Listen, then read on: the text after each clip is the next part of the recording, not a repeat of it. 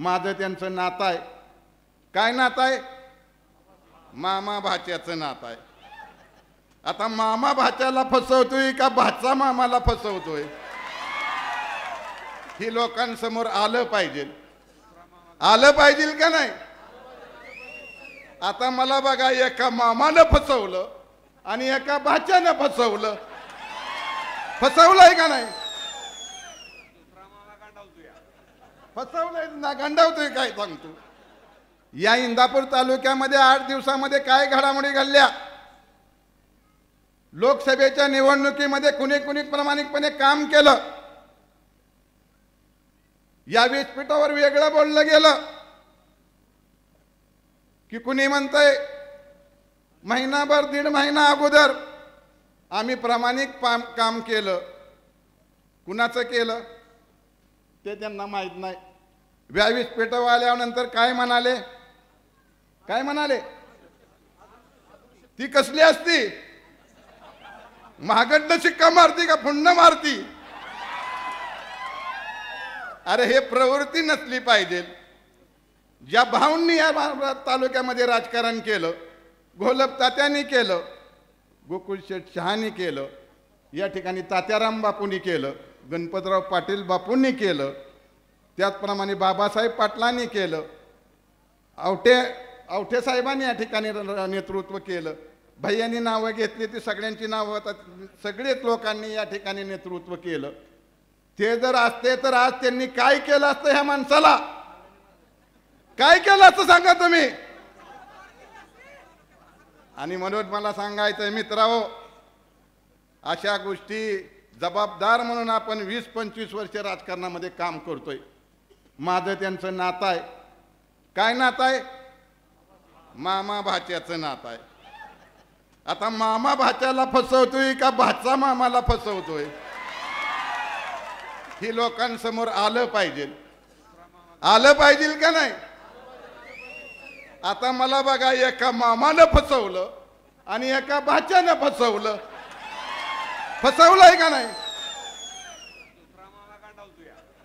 फसवलंय ना, गंडावतोय काय सांगतो. 2014चं माहिती पाहिजे. 2.5 वर्ष अगोदर मला सांगितलं गेलं, हे क्लिअर झालं पाहिजे पहिल्यांदा. हे ऐकण्यासाठी तुम्ही आलाय का नाही? हो. 2014च्या अगोदर 2.5 वर्ष मला सांगितलं, आप्पासाहेब मी काय लढणार नाही, तुम्हालाच लढावं लागेल. पत्रकारांनो, नीट बातमी द्या, व्यवस्थित द्या. मी काय इतका मोठा नाही हे बी लक्षात घ्या, पण भविष्यात मी तुमच्यासाठी काही करू शकतो हे पण लक्षात घ्या. 2.5 वर्ष अगोदर सांगितलं तुम्ही लढा, मी लढणार नाही. 4 दिवस झाल्या अगोदर फॉर्म भरायचं राहिलं. मी त्यांच्या पुण्याच्या फ्लॅटवरती गेलो. मी त्यांना विचारलं, काय हो म्हणला तर तुम्ही मला तर 2.5 वर्ष हे करायला लावलं होतं. ते म्हणले, आप्पासाहेब मी लय पळालोय. अरे बाबा, तुम्ही पळालय तर 2.5 वर्षात आम्हाला का पळवलं? ते म्हणाले, नाही आता मलाच उभा राहायचंय. राहावा.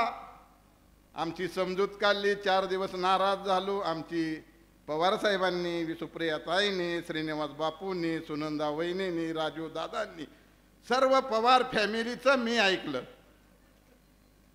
या ठिकाणी आणि त्यांचं काम प्रामाणिकपणे केलं. तुम्ही केलं असतं का हो मित्रांनो? तुम्हाला जर एका मित्राने शब्द दिला की तुम्ही लढा किंवा तुम्हाला मी पुण्याला नेऊन सोडतो, तर दुसऱ्या दिवशी त्या संग बोलता का हो तुम्ही? नुसतं बाबा असा इंदापूरमधनं मी पुण्याला सोडतो म्हणला आणि त्या मित्रांना जर नाही सोडलं तर तुम्ही बोलत नाही. ती गोष्ट पचवली की हो मी? पचवली का नाही निरखंड? पचवली ती गोष्ट. त्यानंतर 2014ची निवडणूक झाली, आमदार झाले. ठीक आहे, तुमच्या सर्वांच्या सहकार्यानं झालं. जनतेचा आशीर्वाद त्यांना मिळाला. 2019 आली. 2019ला बी 14ला बी मी साहेबांकडे 4 चक्रा मारल्या असतील, सुप्रियाताईकडे 4-5 चक्रा मारल्या असतील, अजितदादांकडे चक्रा मारल्या. परंतु 2014ला बी नाही आणि 2019ला बी नाही. आम्हाला वाटलं बाबा आपलं काय खरं नाही, आपण जनतेची सेवा करू शकत नाही, तर आता काय केलं पाहिजे. तर आम्ही आपला निर्णय घेतला. त्या ठिकाणी मोहिते पाटील साहेबांनी आम्हाला, विजयदादा रणजितसिंह मोहिते पाटलांनी त्या ठिकाणी बोलवून घेतलं 19ला. आता बाकीच्या गोष्टी बोलायच्या नाहीत. लोक म्हणत असतील मी काय, तर त्यावेळेस बी मला काय मिळलं असतं, पण मी निर्णय घेतला की या तालुक्यात आता हे ठीक आहे, ह्याच्या 10 वर्षामध्ये ह्यांच्यामध्ये काहीतरी फरक पडला असेल, सुधारणा झाली असेल. 5 वर्षे हे घरी बसलेले होते, बरं आहे का. आणि विश्वास दिला माझ्यासारख्या भोळ्या बाबड्या एका कार्यकर्त्यांनी. मी शेवटी विश्वासाला मी बळ्याची वेळा बळी गेलोय. विश्वास दिला त्या ठिकाणी. चला बाबा, विजयदादांवरती विश्वास देऊया आपण, त्यांच्या शब्दाला किंमत देऊया. आपण शिवरत्न बंगल्यावरती घेतलोय, मोठ्या नेत्यांच्या दारात आपण बसलोय. विश्वास दिला, चर्चा झाल्या. कांतीलाल झगडे येत आहेत, आबा पाटील या ठिकाणी असतील, अनेक लोक साक्षीदार त्या ठिकाणी होते. यावेळेस मला मदत करा, पुढच्या वेळेस मी तुम्हाला मदत करतो, आपण अशा पद्धतीनं राजकारण करू. झालं गेलं 2.5 वर्ष, त्यातला वर्षभराचा काळ दादा, कोविडचा 1.5 वर्षाचा काळ गेला. निवडणूक लागली कारखान्याची निवडणूक लागल्यानंतर मला वाटलं या कारखान्यामध्ये भाऊंची मुलगी पद्माताई त्या ठिकाणी असली पाहिजे, भरत शेठ सारखा प्रामाणिक माणूस त्या ठिकाणी असला पाहिजे. मी रात्री पद्माताईला त्या ठिकाणी फोन केला, ताई तुम्हाला माझी विनंती आहे, इंदापूर तालुक्याची नाळ तुमची तुटेल. भाऊंनी उभा केलेला कारखाना आहे, जर तुम्ही त्या कारखान्यावरती नाही गेला तर खऱ्या अर्थानं लोकांचा विश्वास उडेल. त्यांनी मला एक अर्धा तास मी त्यांच्याशी बोललो. अर्ध्या तासाने त्यांनी मला सांगितलं, आप्पासाहेब मी संध्याकाळी जरा विचार करते आणि मी सकाळी सांगतो. मी सकाळी उठून भरत शेठना फोन केला, मुकुंद शेठना फोन केला. ते म्हणले मी भाईंना विचारून सांगतो, म्हणजे गोकुळ शेठना, बरोबर आहे का. हां, त्यानंतर माझ्या घरी महाळ होते, माझ्या चुलत भाऊचं भरणी वर्षात होतं, बबलू, बरोबर आहे का, आहे का तुझ्या आठवणीत, म्हणजे 5 वर्षाचं सुद्धा माझ्या लक्षात आहे. आणि त्या ठिकाणी मला वेळ लागला. तोपर्यंत मला या ठिकाणून भरत शेठ नाही, संदेश शहांचा फोन आला की आप्पासाहेब तुमच्याबरोबर भाई बोलायचे म्हणतात, म्हणजे गोकुळ शेठ त्या ठिकाणी बोलायचे म्हणतात. आणि म्हणून मी त्यांना म्हणलं की फोनवर न बोलता एवढ्या मोठ्या माणसाची फोनवर कसं बोलायचं, मी तुमच्या घरी येतो. आणि त्यांच्या घरी गेलो आणि घरी जाऊन मी त्यांना विनंती केली की हा कारखाना जिवंत राहिला पाहिजे, हा शेतकरी त्या ठिकाणी जगला पाहिजे आणि तुम्हाला तुमच्या पुतण्याला त्या ठिकाणी उभाच करावं लागेल. त्यांनी मला हात जोडून विनंती केली की आप्पासाहेब आम्हाला लय त्रास भोगावा लागलाय. हो जाऊ द्या, भोगलाय, अजूनही थोडा भोगा आणि माझ्या विनंतीला मान द्या. आणि त्याप्रमाणे तिथं काय ठरलं, मी त्यांना विचारायला दूध संघात गेलो, दूध संघात विचारलं.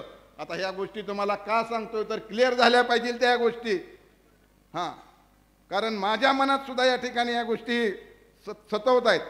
आणि त्या ठिकाणी आम्ही गेलो, त्यांनी मला शब्द दिला की नाही मी प्रामाणिकपणे सांगतो.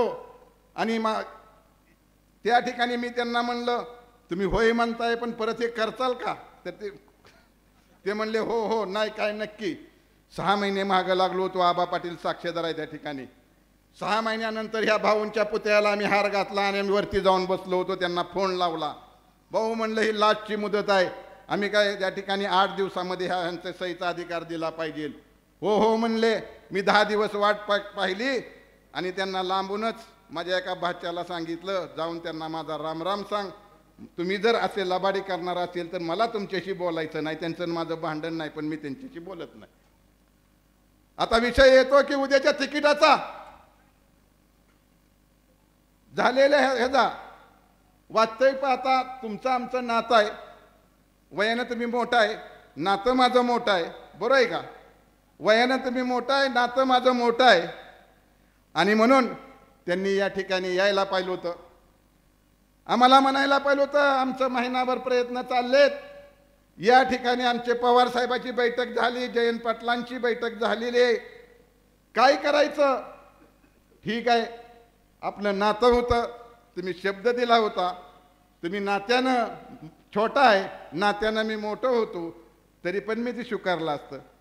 बरं आहे, कार्यकर्त्याचे विचार केला असता, जाऊ द्या माझ्या अन्याय अजून बी होऊ द्या, हा सुद्धा विचार केला असता. पण तुम्ही तशा प्रकारे आम्हाला विचारलं नाही. आज तुम्ही ऐकत असताल, टी व्ही समोर असताल, मोबाईल समोर असताल, ही दोन्ही बी लोक माझं भाषण ऐकत असतील. बरोबर आहे. शेवटी ह्याच्यामध्ये काहीतरी झालं असतं, पण लोकांचा समज असेल की बाबा आम्ही कुठं चुकतोय. मित्रांनो, कुठं चुकत नाही. 25-30 वर्ष झालं या तालुक्यामध्ये काम करत असताना माझी कुठं चूक झाली का? जिल्हा बँकेवरती काम करतोय, स्वतःच्या पदरच्या ह्याच्यातून करतोय. मी काय एवढा मोठा नाही. एक उदाहरण सांगतो. परवा माझ्या मुलाचा वाढदिवस होता. ठीक आहे, सगळ्या गोष्टी होणार आहेत. ही गोष्ट इंदापूर पुरती नाही, ही गोष्ट इंदापूर पुरती नाही.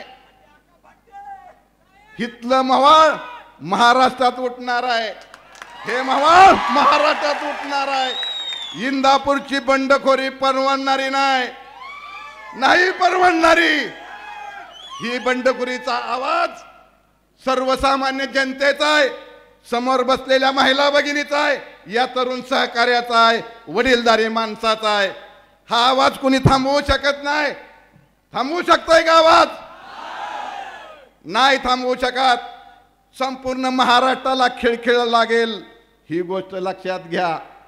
कारण इमानदारी ही महत्वाची असते, प्रामाणिकपणा महत्वाचा असतोय, ते आमच्यामध्ये आहे. आणि प्रामाणिकपणाचे ज्यावेळेस लोक साथ येतात, ते प्रामाणिकच माणसं देतात.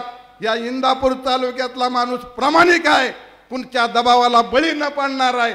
नेता नसताना सुद्धा सुप्रियाताईंना 26,000 मताचं लीड देणारा हा तालुका आहे. ही सुद्धा गोष्ट लक्षात घ्या.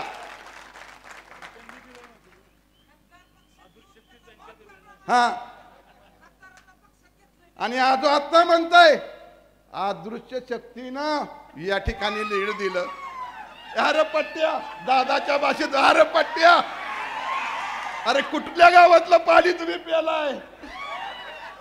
कुठल्या गावातलं पाणी पिऊन आलाय तुम्ही की इतकं भाऊंच्या पुतळ्या समोर खोटं बोलताय?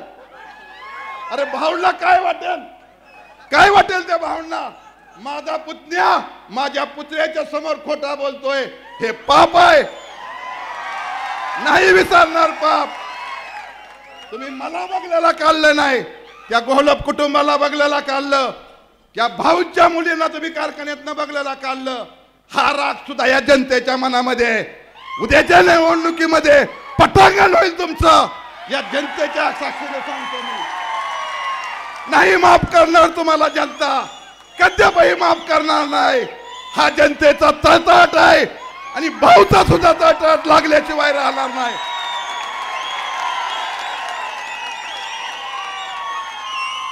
आज या ठिकाणी जरूर आपण सर्वजण आमच्यावरती प्रेम करून या ठिकाणी आला, आमच्या विनंतीला मान ठेवून या ठिकाणी आला. एवढ्या वेळ आपण थांबला. पुढच्या सुद्धा